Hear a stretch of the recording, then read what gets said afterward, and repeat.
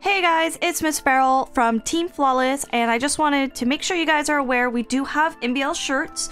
All the link will be in the description below, and they go to help to supporting the prize pool for the MBL. So if you like the design and you like the shirt or a hoodie, feel free to grab one. Thank you. Enjoy the video. What's up guys, this is week 6 of the power rankings, and today I do not have Witz with me. I have a very special guest, that one guy Ben. Hello, last time I was here I filled in for Tailwind. Yes, you are the nice good fill-in for the power rankings. I'm helping.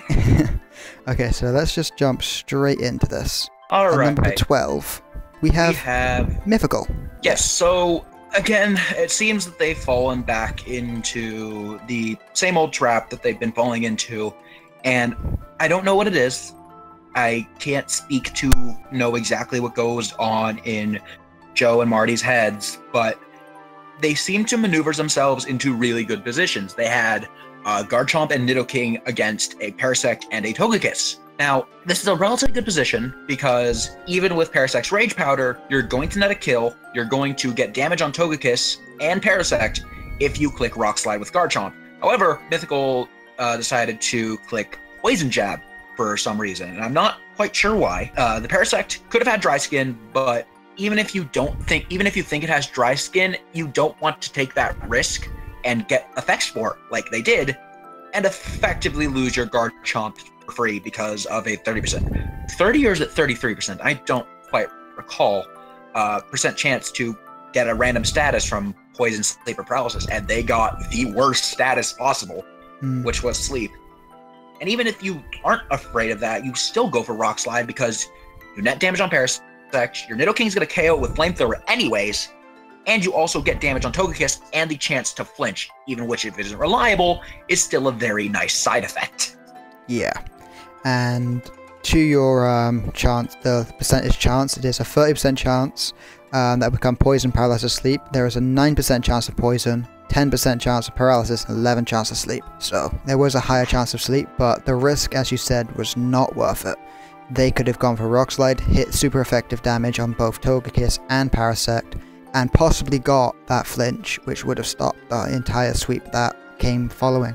Yeah, absolutely agree. I want to see them capitalize on the positions they move themselves to, and they are really good at that. They make the right plays when they need to. They just don't follow up, and that's my biggest issue. Yeah, and it has been for the whole season. And I want to see more safety goggles being used for Mons with Rage Powder. I'm not too sure if they had one, because it didn't really get shown off in that battle. Let's move on to number 11, where we both have an agreement, well, me and Witz have an agreement on Team Juice. Right, so I'll let you handle this one to start off. Yeah. So Team Juice, they were kind of high up to begin with because of the way they dealt with the Magearna, and they held their ground against that monster. And they've been playing well, but over time they've just lost and lost and lost, and now they're at a 1-5 record. And that is not a good record at the moment. They've played well, but they've also played pretty bad as well. And this week, losing to Team Subs, a team that was 1-4 as well, giving them a nice 2-4, kind of hurts yours, so we had to move them down, and unfortunately for them, Blue Hornets have been playing better, so that's why they're in 11 now. Yeah, Team Juice is, we know they can play well, we know they can build well, we know both of these things, we've known them since last season where they were champs. But this season, just something has been off. It hasn't been with the prep. Their prep has been fine. It hasn't been with the teams they've been bringing. The teams they've been bringing have been fine. It's just something in their play. They start out the battles well. Usually, occasionally have a couple stutters, but they usually get going. But somewhere around the 3/4 mark of all their battles, they tend to kind of just start letting the battle slip away from them. And it's tough to keep control of a battle of a format like this consistently. There's so many factors, there's so many things that can go right, then go wrong. You can get hacked, you can miss a key move. But even with that, they still have control through a decent chunk of games, and then they just kind of drop the ball, and I don't know why. And I want to see them not do that. Yeah, as you said, they were the regular season champs last season, and now they're at the bottom of the pack. Granted, they are, record-wise, they're above Blue Hornets and Mythical because of kills, but they are still in the bottom 3, and that is not what we expected from a team that actually has a logo that is properly made from being Top Cut. So yeah, I don't know what to say. It's getting harder and harder to have faith at each coming week. Yeah, so we can't let them stay up high because of their play. They kind of have to go down now. And it allows us to transition into Blue Hornets, who have moved up for me and unfortunately down for Witz. However, 10 is not a bad spot. Yeah, so Blue Hornets, kind of one of the surprises this season for me. Even though their record saying otherwise, they've been playing pretty dang well week in and week out. Like, a couple outliers were, I believe, week 1 and 2, where they, or week 2, I forget which one they faced Dream Ball in, but they've been playing remarkably well throughout the season, even though they haven't been able to pull out W consistently. They've had good prep. They've had some solid play, particularly against Team Juice when they had their only win, where they just made solid plays throughout. And even this past week, even with the loss against Team Jamie, I didn't really find any plays I disagreed with throughout the match. Like, the Destiny Bond on Sharpedo is good prep. It took care of a huge problem to their team, which was the Superior, and if the screens went down, they couldn't get them back up. Speaking of the screens, unfortunately for them, I'm pretty sure that was a light clay Superior, made the right play to try and catch the KO on the Porygon Z. They missed out just barely, I believe it was. Yeah, it was very close. But as you said, week 3 was an upset against Team Dream Ball, but when they played against Leaky in week 1, it was a 1-0, very close. In week 2, against Subs, another very close match. Obviously, week 3 was a massacre against Dream Ball, but what do you expect? Team Juice, they got their win. And then Team Cyberbaz, a very close match again. And this week, a very, very close match. And these are not people who are low-rated players. They're like Team Dream Ball, the world champion in 3rd place. There's Leaky and there's Cyberbaz and Jamie, all well-known VGC players. And they're holding their ground against these players. Yeah. Even if they can't pull out the W, they've been putting up a pretty darn good fight. And again, props to them. And hopefully the rest of the season will be a little bit more uplifting for them. Maybe next season we'll see them climb to the top of the rankings this time. Well, I think next season they may have to change their partner if that stays around, because if you don't top cut, you have to change your teammate. Oh, that's unfortunate. It is. Moving on, we have the newcomers who have both gone up 3 spots from the 12th spot to the 9th spot with this week's win. That is Team Subs. Team Subs have played okay throughout the season. They've made some questionable plays. They've made some good plays. But this week, I think, was the best they have played all season. And it all came down to protecting their win condition. They haven't been able to do that much this season. But this week, they had their Calm Mind Raikou, Thunderbolt, Aura Spear, protecting, obviously, Calm Mind. And it basically ran through Juice's team. It took down the Hoopa. It took down the Crocodile with pummeling from Aura Spear. It took down a couple other things I can't quite remember off the top of my head, but they played to their win condition, and they played it well.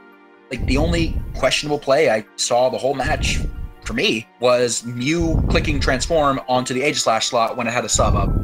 I don't know if that was just a timeout issue, if that was just a lack of knowledge, but Transform and Imposter, for that matter, in case that ever becomes relevant, don't work through Substitute. And that's just a fact. And as you said, the Raikou got kills on Aegislash with Thunderbolt, Tornadus with Thunderbolt, Hooper C with Thunderbolt, and of course Crocodile with All Out Pummeling, which did carry the Chopple Berry. So if they decided, oh, we'll be safe and just go Aura Sphere, they would not have got that kill. Knew that they had to go for it, they went for it, Z-move caught them off guard, killed through the berry, and allowed them to deal with Crocodile. Yep, just solid play, solid prep. I hope to see them get more wins. I don't think they're out of top cut just yet. I think they have to win out here though, so it's not looking good for them, but it is doable. Okay, moving on to number 8, I'll take this one. We have Leaky. Now, a lot of you may be thinking, oh, well, Leaky won this match. Why are they still at number 8? That's due to the teams above them. I wanted to move them up, couldn't because of some situations that we'll get to. But they played fantastically. They got the roles they needed to, which was unfortunate for We Disney, but they got them. They played well. They didn't just need those roles to win. They, the double Z move in the Trick Room, fantastic. The Poison Jab on with Beedrill, knowing that it did the kill so they couldn't really switch it back into a Tapu, was fantastic play in my opinion. Yeah. I mean, Leaky, again, I mentioned this the last time I was on Power Rankings, held true for me throughout the season, really, is Team Leaky has always been the definition of middle of the pack. Their record is a dead 50-50. They're 3-3. They make solid prep. They make solid plays. They have solid wins and arguably solid losses in some cases. They still haven't done anything to super wow me. Again, they played well this week. The double C move, even with the roll, they still maneuvered themselves into a position where they could get that roll and also capitalized on it. As much as hacks can play a part in any Pokemon battle, if you get the hacks and don't capitalize on it, you might as well have not gotten the hacks at all. And they capitalized on it, and that's the big thing for me. Yeah, they also were able to get themselves into a Trick Room quite nicely, which allowed for Rhyperior to get the kill on Magmortar before Magmortar could do anything. They are, like, for all we thought that Juice had the great Trick Room team with things like Aegislash and Hoopa and Aromatisse, Necrozma's S rank for a reason, and Leaky is showing us why. Yeah, Necrozma is my bane. But next up is the number 7 spot. Now this is Team Cyberbaz, and this is why I couldn't move Leaky above. And that's because they had a situation where they've been given a 0-0 tie with Dream Ball. But because of that, I don't feel like I am in the right to lower them down too much because they couldn't do a battle. They've played fantastically previous weeks. They're doing well. They're not exactly doing bad. They've got a good record. Their record without the 0-0 tie is currently 3-2, so it could either be 4-2 when they do battle Dream Ball or 3-3. So yeah. I don't want to move them down.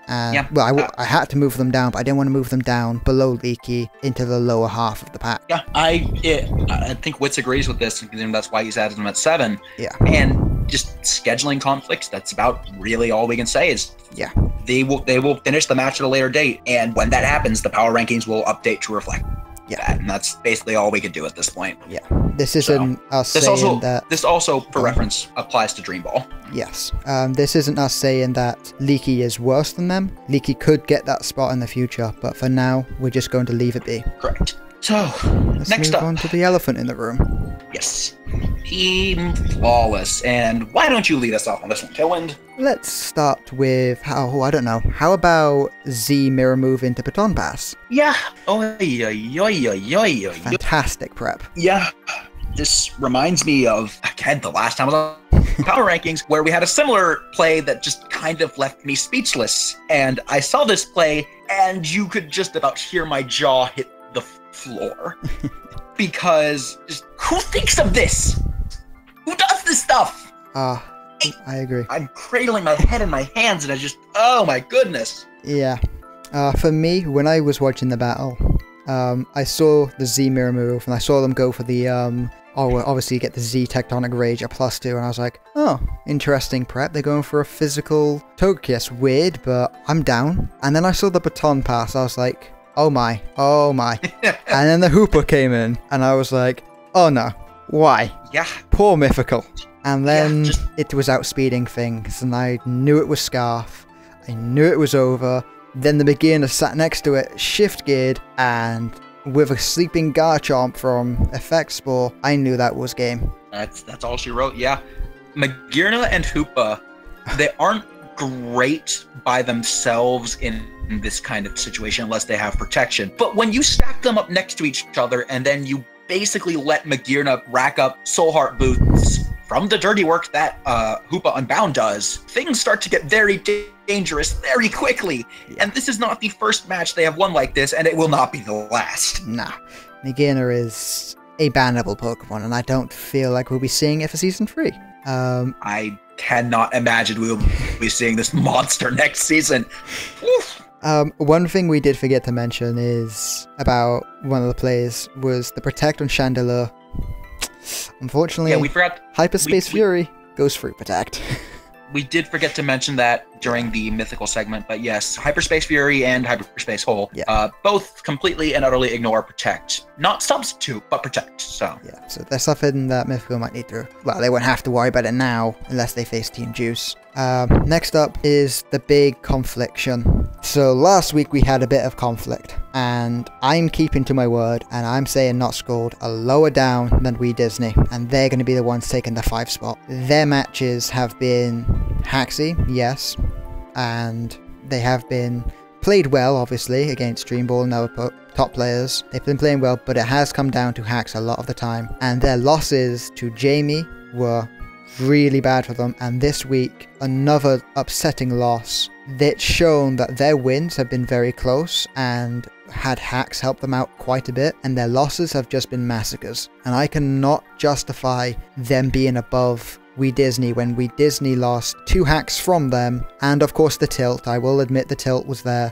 which is bad, but they have also dominated. On their first weeks they dominated, whereas Not Schooled got lucky. That's my difference. But so I'm guessing Witz told you why We Disney are number 5 for them, and you have your own comments? Yeah. So I am going to be taking the opposite argument here. So We Disney, while they have played well, they have built well, they've had great prep, they've had some super solid wins and some super surprising wins to some people, but the losses they've had, they've I guess both been to hacks or rolls, but you can still play well enough so you don't have to deal with that situation. This past week they could have parting shotted the Rotom Frost and they would not have had to deal with the roll they lost to. They could have arguably played better in some scenarios and not made some questionable plays, and again, not had to deal with the situations they maneuvered themselves into. But for me, the biggest strike against them, and I will fully admit I am a huge hypocrite in this because I get to this, let this get to me all the time. I cannot stand when you let hacks tilt. If you get hacked, you play on, you move from there, and you can probably still win if the situation isn't too bad. And if you win through the hacks, it's going to feel a lot better than if you lost to the hacks. And if you lose to the hacks and you're tilted, it's the worst feeling in the world, and it's probably going to impact how you feel after the battle. It's how you're going to impact how you're going to feel in the next couple of battles. Like, oh no, what if we get hacks this week and we lose it? Oh no, what happens then? That doesn't matter. It's one battle, move on. But anyways, if you get tilted in a battle, you have lost because you're no longer making the best play. And I dock people heavily for that, and that's why if I had my rankings up here, I would probably have We Disney in a similar position to where Witz has them. It's just you can maneuver battles to where hacks will not impact it nearly as much as they have impacted We Disney in the 2 losses they have had. And I don't know if they thought of those situations in the battle, but you have to do that just so you can dodge the hacks and don't have to deal with it. The counterpoint to that would be, we wouldn't be having that discussion if they did hit the much more likely 75% chance. So obviously, when I'm ranking power rankings, it's based on play, and I feel that if they did get that lucky chance and they weren't unlucky, the games would have played out much differently. That's why I have them ahead. But that's fair enough. There's good points and bad points to both arguments. And for me, variance is a very real part of Pokemon. And it's something you have to factor into your play. No matter how much you hate it, no matter how much you love it, it's a part of Pokemon, it's a part of the game we play. I would like to say one final thing before we move on to number 4, since this covers 5 and 3. I do not think Not Schooled are bad players. I am not docking them thinking that they are doing awful and they are just bad players and only can win through hacks. As Cyberbass battle is proof of that. I was very impressed by that battle. They played it fantastic. So I believe in Not Schooled. They're also the team that I wanted to see win in that video with the drawings. I just need to see a little bit more from them. And just a similar point on my end is I think Shofu and Duncan and Team We Disney are good players, but what you gotta put them where they belong, and I feel they belong at 5. Fair enough. That's all fair. Next up, we have the number 4. We're not going to skip over them. Team Jamie. They have made it to 4-2, the same record as We Disney and Not Schooled. So they get to sit, and they are better and higher up in the actual overall league table. But we're gonna plop them between an agreement here, and that will change in the coming weeks, I think, because they're pulling off sweeps, they're pulling off fantastic plays, they're bringing perfect sets, they're doing great prep, they're using a Mon's move pool to perfection, like the light screen on Superior. So I have nothing to fault them with. Yeah, Team Jamie has been doing Team Jamie things the whole season. They've been playing well. They've been pulling off some abominations of sweeps. They've used the move pools. They know one. I didn't even think Superior would be used as a support Mon with light screen and reflect or light clay. Yeah. Next thing you know, they're gonna pull out a coil Superior and that. Who knows what these crazy guys are gonna do? But yeah, they've been playing immaculately. They never underestimate their opponents. thing for me is, even though like Team Blue Hunteds, you would think we might have a bit of an easier win here because they're 1-4. No, they brought a strong team. They brought Mr. Mime, which has been outperforming my wildest dreams here, and they brought some stuff like Light Screen and Reflect Superior, which completely neutralize things like their Blue Hunteds' Sand Force Mega Stealing, which you would think is a very strong mon, and it is, but when all the damage is halved anyways, it's not as strong as you think it is.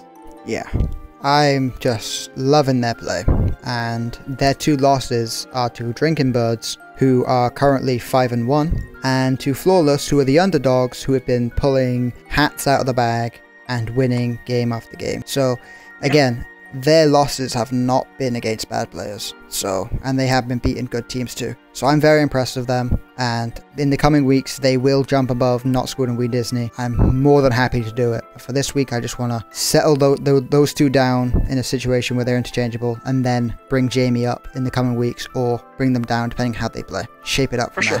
So next up, we would have 3, but when we went over 5, we also went over 3 slot. Do you have any other final remarks you want to get over that, or do you just want to move on with our lives? Let's just move on. All right. So next up, we have 2, which Witz had Drinking Birds move up, and you had Dream Ball stay where they are. So why don't you lead us off on Drinking Birds, and we'll get to Dream Ball. Yeah. Okay, so for me, Drinking Birds have made it to be the only team that are 5-1.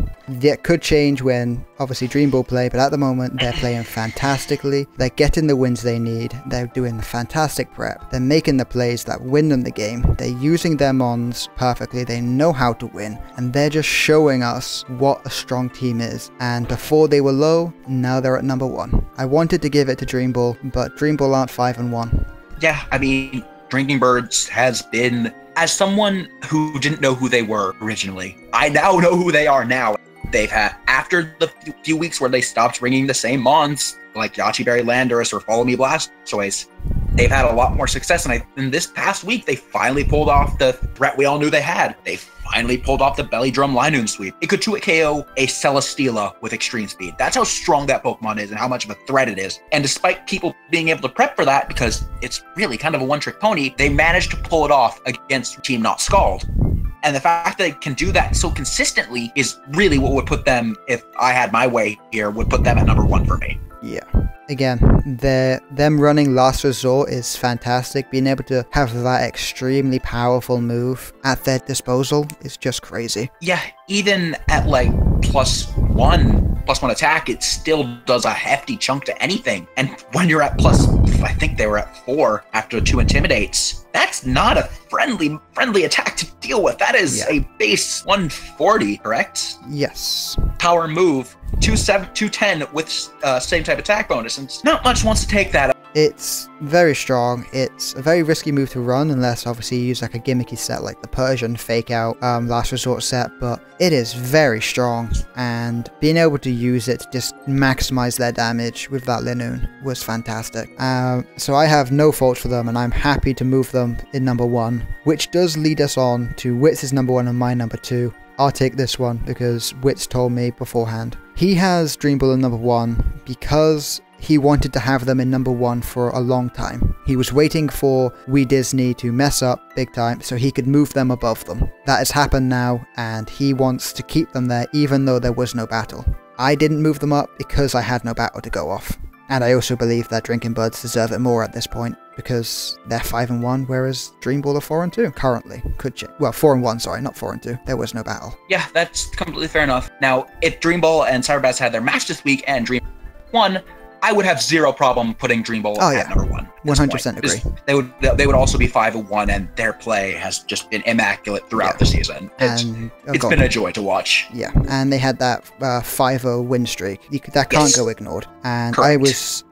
I was waiting for We Disney to not lose to Hacks, and this happened this week. Granted, the tilt was there last week. I still didn't move them down. Now, I could have, but they didn't get to play, so Drinking Birds stole that spot from them. And once again, they're still at 2 for me. When that battle comes, that could change. Dream Ball could become number 1. But we'll have to wait for next power rankings for that, and yeah. I can't wait. That about wraps it up. Hopefully this power rankings was better than the last and you will agree. If you have any different thoughts, just let us know in the comments. This is Tailwind, and signing off. We have Have a good evening, day, or morning, ladies and gentlemen. So yeah, goodbye.